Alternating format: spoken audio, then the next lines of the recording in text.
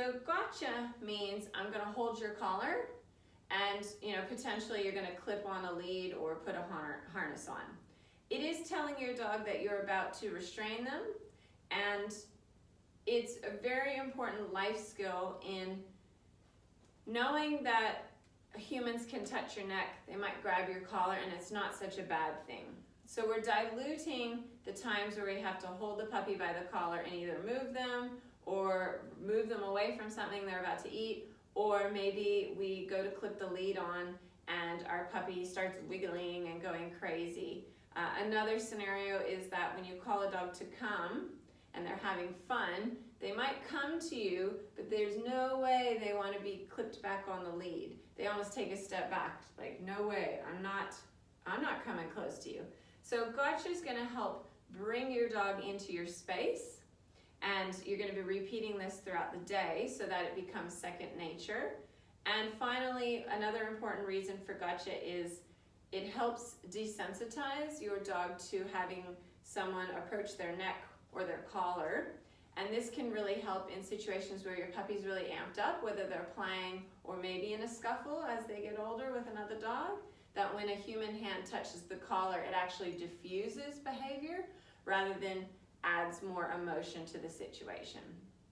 So gotcha is simply you're going to put a treat in one hand that you can actually pop that behind your back, and then you're going to reach down to hold your dog's collar, and when you put your hand under their collar, you're just going to say gotcha and then give a treat with the other hand.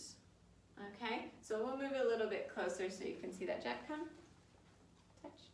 Good boy. All right, so once again, we're going to hold the collar, gotcha, and then give a treat. So what I want you to make sure you do is don't give the treat and then hold the collar, okay? And don't hold the collar with the treat present. This just is a distraction for your dog. Instead, what we really want is them to register that you have the collar. So if I hold the collar, count to 1 second, then reward, my dog is going to start to register that I'm holding the collar because it can feel. It's gonna have a little thinking moment. So when you do this, you can have treats in your pocket, that's fine, or have them in your pouch. You're going to hold different places of the collar, give a treat, okay, then you're gonna let go. So we'll reload, gotcha, give a treat, okay, and then you're gonna actually switch sides. So you wanna use your other hand as well, because you never know where you're gonna hold the dog's collar. Gotcha, and treat, okay. Gotcha, and treat. All right, finish. Now, if your dog doesn't have a collar on, just put your hand on their neck is fine. You don't need to pull the scruff or anything. And if your dog has a harness, it's the same thing. But you want to work your way around the dog's collar, harness, neck, just so that it is got a little bit of variety, so it's not always the same spot. Okay, and I was just trying to think what I was going to say about that. Oh, that's right. So you want to do this 10 to 15 times a day, just to give you a number. It's not a set number. It just gives you something to plan and work towards. So if you put 15 bits of your dog's food allowance in your pocket, that'll prompt you. You can do that before lunchtime.